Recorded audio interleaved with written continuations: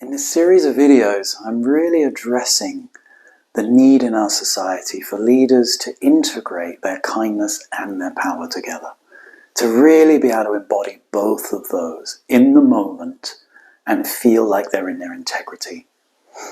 In the previous videos, I've talked about this, and I've talked about how repressing our anger can be helpful because we're not actually then vomiting it all over people, we're not scaring people, but by actually holding it in, we can actually sometimes create this emotional dissonance where people are feeling one thing, but they're actually hearing something different.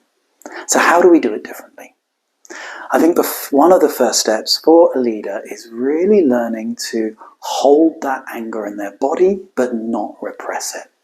So what do I actually mean by that? Well, imagine a situation, let's picture one right now in your mind, where something happened that triggered you instantly to feel anger. What did you do? Normally there's an impulse to push that emotion down, that energy that's arising, because it feels like an intensity in the body that overtakes you. So you either repress it, or you let it out and you shout and you lose your temper. Neither of those ways are good.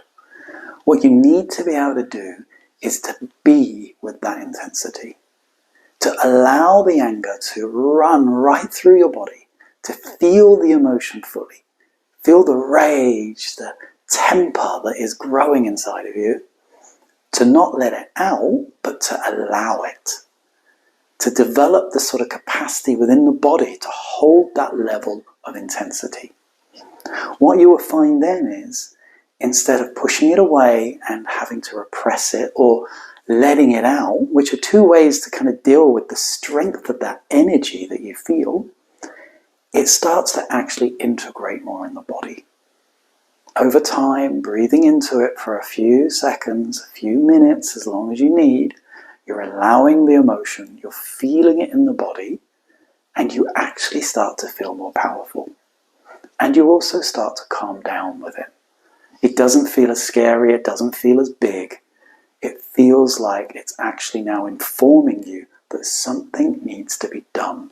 Something is out of integrity. That's why you're getting angry. And if you don't repress that anger, or if you don't let it out, you actually get to use that energy. That's embodied leadership.